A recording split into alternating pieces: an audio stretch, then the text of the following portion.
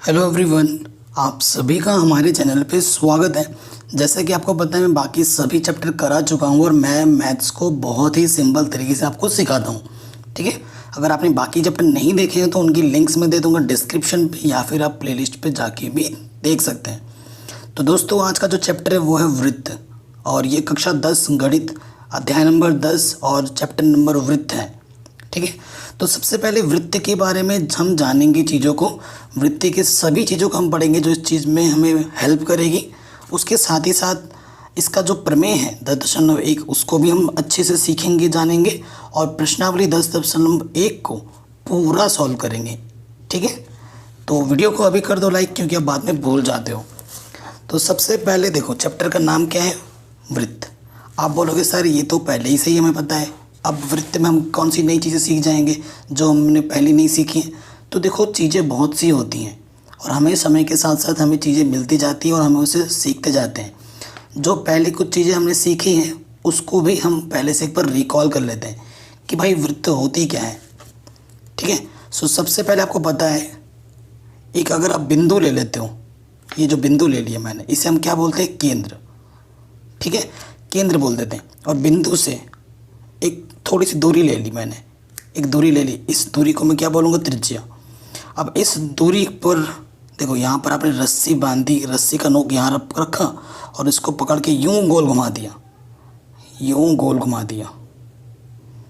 ठीक है, तो ये जो गोल बना है, गोल नहीं बोल सकते हम, तो ये जो बना है कागज़ पर यूं, इसे हम क्या बोलते हैं? वृत्त।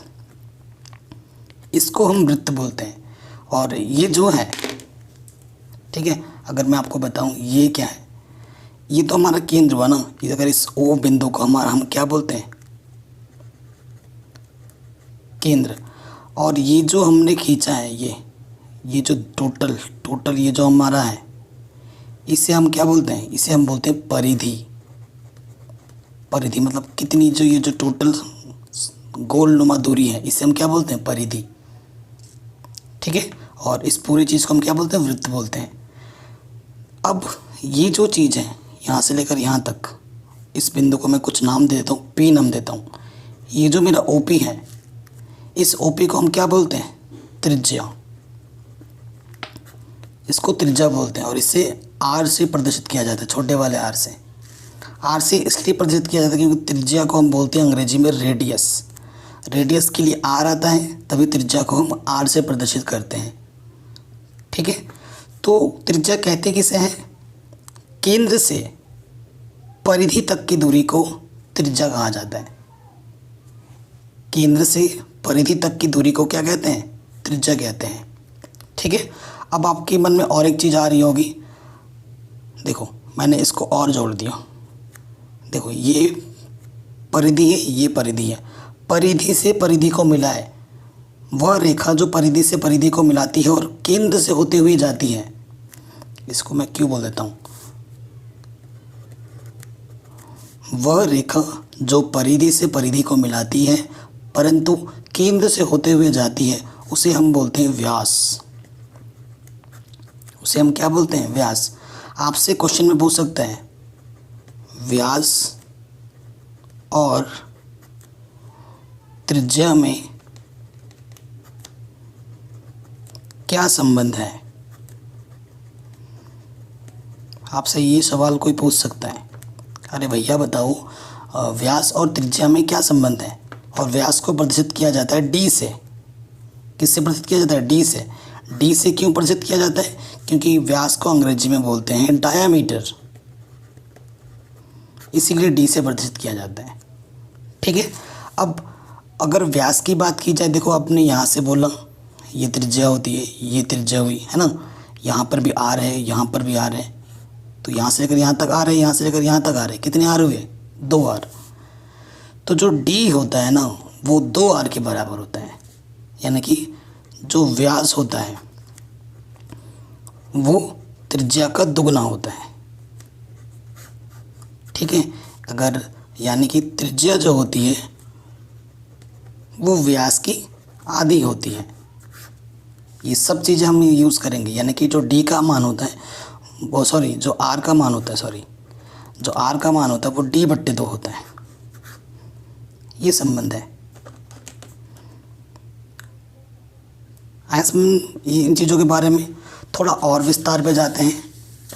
अच्छा, वृत्त ही क्यों कहते हैं ये भी थोड़ा जान लो।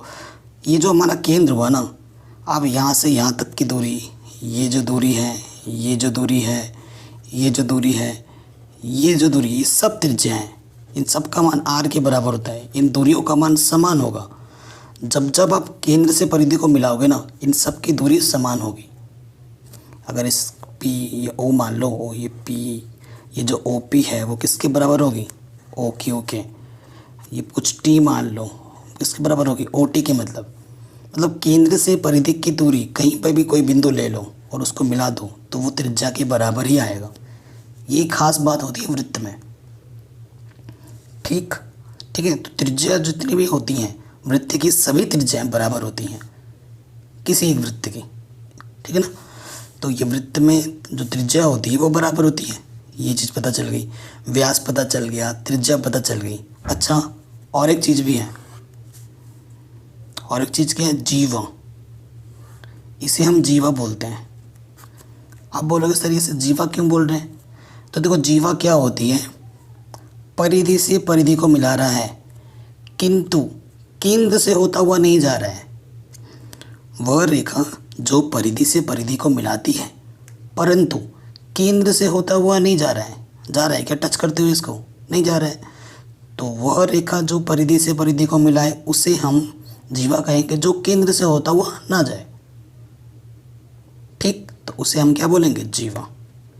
तो जीवा भी पता चल गया हमें, त्रिज्या भी पता चल गई, वृत्त के बारे में जान गए, केंद्र क्या होता है वो जान गए, परिधि क्या होती है हम जान गए। अब लगे हाथ कुछ चीज़ें और जान लेते हैं। जैसे वृत्त का क्षेत्रफल। ठीक है, वृत्त का क्षेत्रफल ए मतलब एरिया, ए बराबर क्या होता है? पाई आर स्क्वायर। ठीक है, सूत्र याद रखिएगा। और एक आएगा आपके पास वृत्त की परिधि। परिधि मैंने अभी आपको बताया था ना, ये जो चीज़ है ना, इसे हम क्या बोलते हैं? इस दूरी को हम बोलते हैं परिधि। तो जो परिधि है, परिधि को अंग्रेजी में सी से प्रदर्शित करते हैं और इसका सूत्र होता है 2 पाई आर। तो ये दो सूत्र याद कर लीजिएगा, एक क्षेत्रफल वाला, एक परिधि वाला। ठीक हो गया? इतना है समझ में आपको? ठीक है। अब पाई का मान बच्चे यूज़ करते हैं 22/7। जब तक बोला ना जाए तब तक आपको 22/7 यूज़ नहीं करना है। जब जो क्वेश्चन में बोला जाएगा आपको वही मान यूज़ करना है। पहले मैं आपको बताना चाहता हूँ, पाई एक अपरिमेय संख्या है, एक नंबर में आ सकता है। पाई क्या है? पाई अपरिमेय संख्या है। आप बोलोगे सर ये तो P/Q के रूप में लिखा है, तो आप इसे अपरिमेय संख्या कैसे बोल रहे हो? परिमेय संख्या तो सर P/Q के रूप में होती है। तो मैं बोलूँगा अब सही हो, लेकिन पाई का जब मान आप कैलकुलेटर में चेक करोगे ना तो ये अशांत है, मतलब ख़त्म नहीं होता, कभी भी चलता जाता है। तो जो अशांत होते हैं उसे हम क्या बोलते हैं? अपरिमेय संख्या बोलते हैं। और ये 22/7 जो है ना, पाई का मान, ये फिक्स मान नहीं है। ठीक है, इसीलिए ये एक अपरिमेय संख्या है। परिमेय संख्या, अपरिमेय संख्या के बारे में चैप्टर नंबर 1 में मैंने डिटेल में बता रखा है, तो वहाँ से आप देख सकते हैं। इतना कुछ हो गया? ठीक है। अब वृत्त के बारे में जो बेसिक चीज़ें वो हमने जान ली हैं। अब चैप्टर में जो चीज़ें आएंगी वो हम जान लेते हैं। जैसे कि स्पर्श रेखा। ये स्पर्श रेखा क्या है? नाम से ही स्पष्ट हो रहा है। स्पर्श का मतलब क्या होता है भाई? जैसे ये मेरा हाथ है, इसको मैंने टच किया, ये मैंने एक बार स्पर्श किया है ना, तो स्पर्श का मतलब छूते चला जाना, छू कर चला जाना। ये मेरा वृत्त है, ये एक रेखा आई और इसको एक बिंदु पे छू के चली गई। इसने एक ही किसी बिंदु पे छुआ है। तो स्पर्श रेखा क्या होती है? वह रेखा जो वृत्त के किसी एक बिंदु को छूती हुई चली जाए। मान लेते हैं ये बिंदु P है। वह रेखा जो वृत्त के किसी एक बिंदु को छूती हुई चली जाती है उसे हम स्पर्श रेखा कहते हैं। छूती की जगह आप स्पर्श भी लिख सकते हो। वह रेखा जो वृत्त के किसी एक बिंदु को स्पर्श करती हुई जाती है उसे हम स्पर्श रेखा बोलते हैं। ठीक, समझ में आया। अब आपसे क्वेश्चन पूछा सकता है एग्जामिनर। ये अब बात करते हैं छेदक रेखा की। छेदक रेखा का मतलब ये मत समझना छेद करते हुए जाएगा, है ना, एकदम होल बना देगा, ऐसा नहीं है। छेदक रेखा का मतलब होता है काटते हुए जाएगा, जैसे ये। और छेदक रेखा एक बिंदु पे नहीं, दो बिंदु पे काटता है, यहाँ पर, यहाँ पर। ये हमारी क्या हुई, छेदक रेखा। ठीक है, ये हुआ, ये मेरा छेदक रेखा हुआ, ये हुआ, ये हुआ, ये सब मेरे क्या हैं, छेदक रेखा है। तो छेदक रेखा उस रेखा को कहा जाता है जो वृत्त को दो बिंदुओं पर काटती है, प्रतिच्छेदित करती है। ठीक है, छेदक रेखा आप किसे बोलेंगे कि वह रेखा जो वृत्त को दो बिंदुओं पर प्रतिच्छेदित करते हुए जाती है, उसे हम छेदक रेखा कहते हैं। ठीक है, आया समझ में छेदक रेखा के बारे में। तो छेदक रेखा के बारे में भी हम जान गए। सो एनसीईआरटी का जो टॉपिक है वृत्त की स्पर्श रेखा है वो भी हो गया। अब इसे पढ़ लीजिए, किसी वृत्त की स्पर्श रेखा वह रेखा है जो वृत्त को केवल एक बिंदु पर प्रतिच्छेद करती है। ठीक है, हम पढ़ चुके हैं, ये बता दिया है मैंने। फिर देखिए, जो मैं बोल रहा था कि एक बिंदु से अनंत अनंत स्पर्श रेखाएं खींची जा सकती हैं।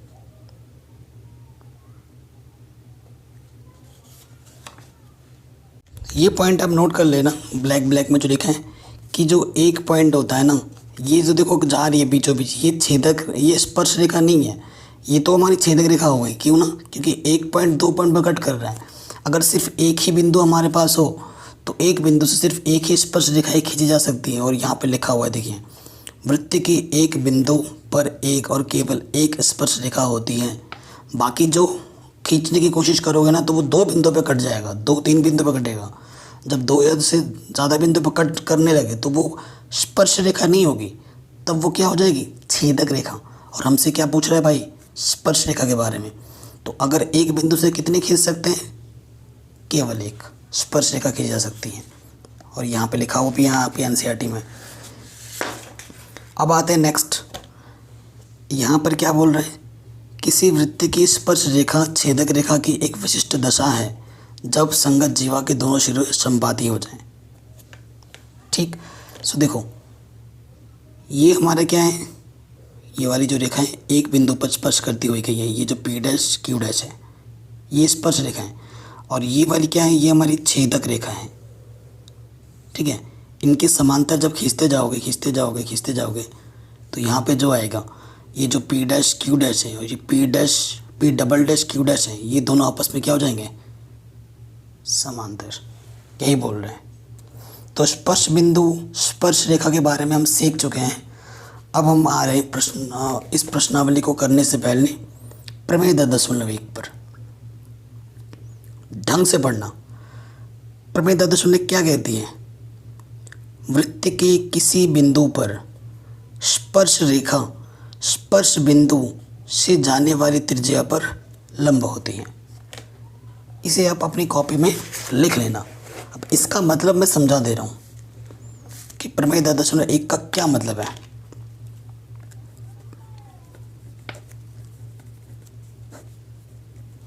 प्रमेय 10.1 क्या कहती है, अगर आपके पास कोई वृत्त है, ये मेरा वृत्त है ना, ये मेरा वृत्त है, ये मेरे वृत्त का केंद्र है, ये मेरे वृत्त का क्या है, केंद्र है। इस केंद्र को मैं ओ बोल देता हूँ। अब इस पर मैंने एक स्पर्श रेखा खींची, यहाँ पर एक बिंदु पर टच करते हुए, माना ये बिंदु टच बिंदु पी है, ये स्पर्श बिंदु है पी, और इसको रेखा का नाम देता हूँ मैं टी पी, और ये मेरा क्या है, टी पी, स्पर्श रेखा।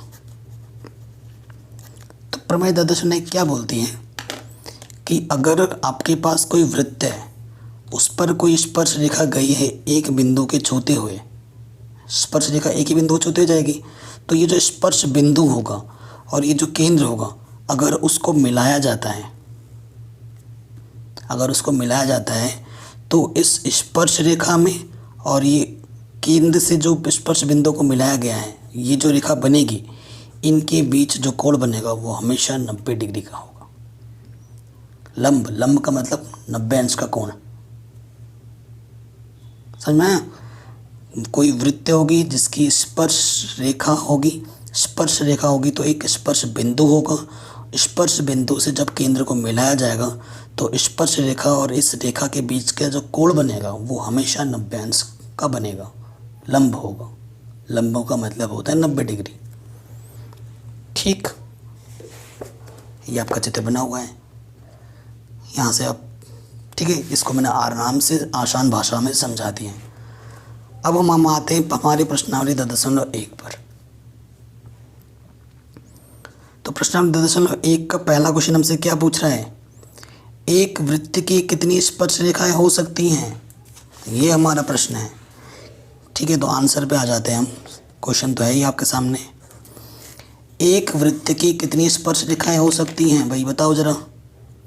1, यहाँ 2, 3,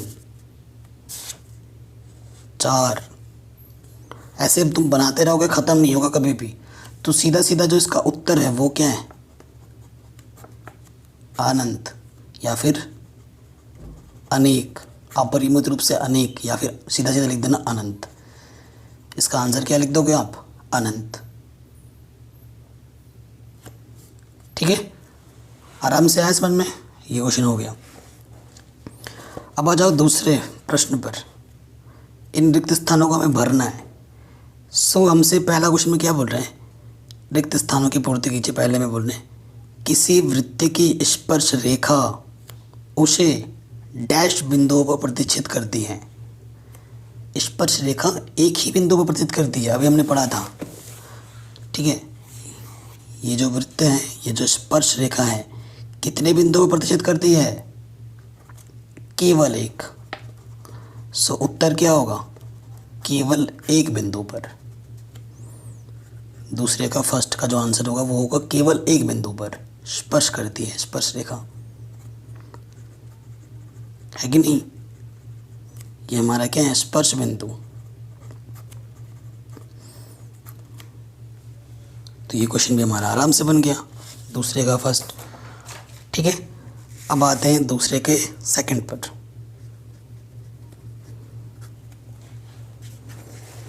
तो देखो दूसरे के सेकंड पे आ गए हम। क्या बोल रहे हैं? वृत्त को दो बिंदुओं पर प्रतिच्छेद करने वाली रेखा को हम क्या कहते हैं? अभी मैंने बताया था, दो बिंदु पर जब प्रतिच्छेद करेगा तो क्या बोलेंगे? वो तो छेदक रेखा, है ना। ये देखो, ये वृत्त है, दो बिंदुओं पर कट कर रहे हैं, एक यहाँ पर और यहाँ पर। तो ऐसी रेखा को हम क्या बोलते हैं? छेदक रेखा। तो दूसरे का जो आंसर होगा वो क्या होगा? छेदक रेखा। ठीक, समझ में आया? तीसरे पे आ जाऊँ। कह रहे हैं एक वृत्त की डैश समांतर स्पर्श रेखाएं हो सकती हैं। एक वृत्त की कितनी समांतर रेखाएं हो सकती हैं? एक वृत्त की डैश समांतर, ये वर्ड स्पेशल है, स्पर्श रेखाएं हो सकती हैं। स्पर्श रेखा ये एक बिंदु पर टच करते हुए गया, यहाँ पे टच करते हुए गया, तो केवल दो हो सकती हैं। आंसर क्या होगा? दो। अगर आप तीसरा बनाने जाओगे तो यहाँ से अगर करते भी हो तो ये स्पर्श रेखा नहीं है, ये भाई क्या है? छेदक रेखा है। और ये हमारा स्पर्श रेखा केवल एक बिंदु पर टच कर रहे हैं, एक बिंदु पर टच कर रहे हैं, हाँ। तो एक वृत्त की अगर समांतर स्पर्श रेखाएं खींचनी है तो वो कितनी हो सकती हैं? दो। ठीक है, तो ये थर्ड का आंसर था। अब हम आते हैं फोर्थ वाले पे। कह रहे हैं वृत्त तथा उसकी स्पर्श रेखाएं के उभयनिष्ठ बिंदु को क्या कहते हैं? वृत्त तथा उसकी स्पर्श रेखा के उभयनिष्ठ बिंदु को, उभयनिष्ठ का मतलब होता है जो दोनों पर हो। पहले देखो वृत्त बनाओ, वृत्त बनाया और उसका जो स्पर्श रेखा है, ये स्पर्श रेखा ये यहाँ पर टच कर दे गया, ये जो बिंदु वृत्त पर भी है और ये बिंदु स्पर्श रेखा पर भी है, तो इस बिंदु को हम क्या बोलते हैं? स्पर्श बिंदु। इसको क्या बोलते हैं? स्पर्श बिंदु। ये बिंदु यहाँ इस स्पर्श रेखा पर भी है और ये बिंदु वृत्त पर भी है। तो इन दोनों के जो उभयनिष्ठ बिंदु को हम क्या बोलते हैं? स्पर्श बिंदु। ये हमारा उत्तर होगा।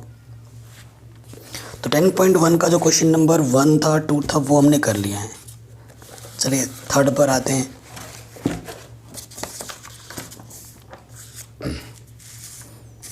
बाकी सभी चैप्टर मैंने करा रखे हैं, लिंक्स मिल जाएगी आपको डिस्क्रिप्शन पे। थर्ड क्वेश्चन पे आते हैं। थर्ड क्वेश्चन में क्या बोल रहे हैं? 5 सेंटीमीटर त्रिज्या वाले एक वृत्त के बिंदु P पर स्पर्श रेखा PQ केंद्र O से जाने वाली एक रेखा से बिंदु Q पर इस प्रकार मिलती है कि OQ 12 है, PQ की लंबाई ज्ञात कीजिए। ठीक है, और ये कौन सा उत्तर सही होगा वो हमें बताना। 4 ऑप्शन दे रखे, कौन सा सही है वो बताना। तो मेन चीज़ है, क्वेश्चन को पढ़ो। 5 सेंटीमीटर की त्रिज्या है एक वृत्त की और जो स्पर्श बिंदु है वो P है। स्पर्श रेखा PQ केंद्र O से जाने वाली एक रेखा से बिंदु Q पर इस प्रकार मिलती है कि जो हमारा OQ है वो 12 है। तो PQ की लंबाई ज्ञात करनी है। चलिए क्वेश्चन को पढ़ते हैं और चित्र बनाते हैं। एक हमारे पास क्या है? वृत्त है। ठीक है, जिसकी त्रिज्या कितनी? 5 सेंटीमीटर है। 5 सेंटीमीटर त्रिज्या वाले एक वृत्त के बिंदु P पर स्पर्श रेखा PQ। पहले हम एक स्पर्श रेखा बनाते हैं। ये P जो मेरा है वो स्पर्श बिंदु है। ठीक है, P पर स्पर्श रेखा PQ केंद्र O, यहाँ पर O है, यहाँ पर फिर Q होगा। त्रिज्या हमारी कितनी है? त्रिज्या हमारी बोली है 5 सेंटीमीटर। ये हमारा केंद्र से स्पर्श बिंदु की जो दूरी है उसी को त्रिज्या होती है। ठीक है, ये 5 सेंटीमीटर दे रखा है। और हमें OQ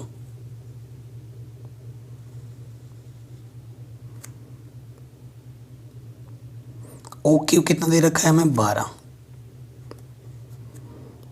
ठीक है, तो हमें PQ की लंबाई ज्ञात करनी है। PQ की लंबाई ज्ञात करनी है, ये वाली लंबाई। ठीक है, तो देखिए अब हमें देखेंगे, चूंकि प्रमेय 10.1 के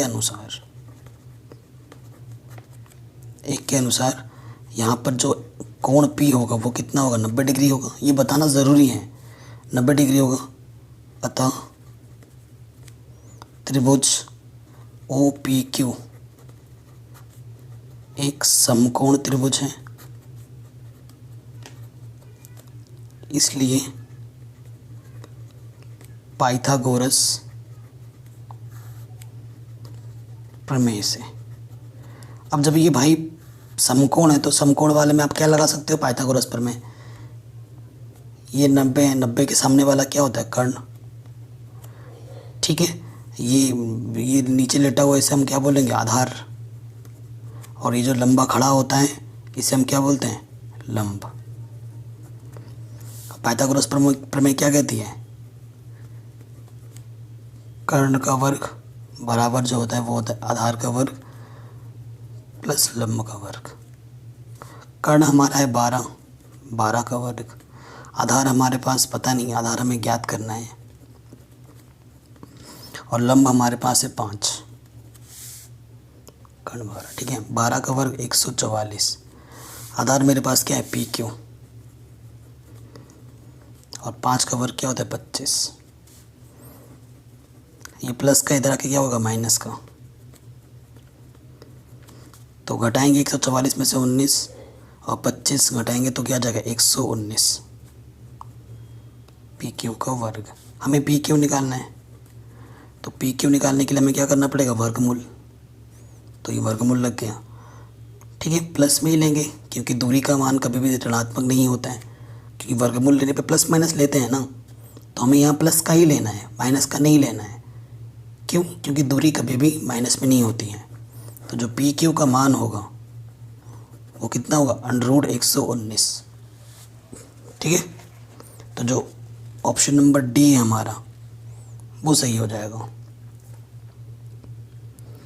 ठीक, अब आ जाओ नेक्स्ट क्वेश्चन में। अब हमें एक चित्र बनाना है। कह रहे हैं एक वृत्त खींचिए और एक दी गई इस रेखा के समांतर दो ऐसी रेखाएं खींचिए कि उनमें से एक स्पर्श रेखा और दूसरी छेदक रेखा हो। फिर से ध्यान से पढ़िए। एक वृत्त खींचिए और एक दी गई रेखा के समांतर बोल रहे हैं, एक रेखा दी गई है, दो और ऐसी रेखाएं खींचनी है उनमें से एक स्पर्श रेखा हो और दूसरी छेदक रेखा हो। बड़ा आसान है। देखिए क्वेश्चन नंबर ये हमारा 4 है। ये हमारे पास एक वृत्त है जिसका केंद्र यहाँ O है, ठीक है। सो ये एक हमारी दी हुई रेखा है। इसके समांतर हमें दो रेखाएं और खींचनी है। इसके समांतर, इसी रेखा के समांतर एक खींचनी है मेरी को स्पर्श रेखा है। ये मेरी स्पर्श रेखा है जो आपस में क्या हो, समांतर हो। और इसी के समांतर और एक खींचनी मेरे को छेदक रेखा है। छेदक रेखा आपको पता है ना, दो बिंदुओं पर विभक्त करते हैं और स्पर्श बिंदु एक पॉइंट पर। और ये वाला जो ग्रीन वाला मैंने बनाया ये मेरी दी गई रेखा है। आ गया आंसर।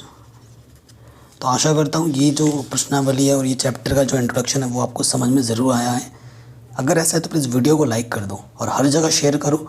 डिस्क्रिप्शन में मैंने दे रखे हैं हर वीडियो के लिंक्स, उसको ज़रूर देखो ऑनलाइन प्लीज़ पूरा। Thanks for watching.